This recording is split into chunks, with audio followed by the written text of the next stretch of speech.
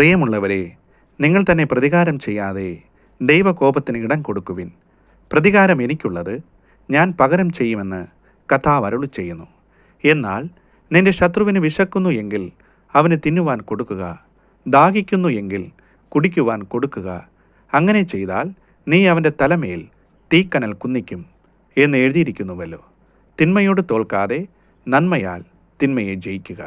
റോമർക്കെഴുതിയ ലേഖനം 12-ാം അധ്യായം 19 മുതൽ 21 വരെയുള്ള വാക്യങ്ങൾ.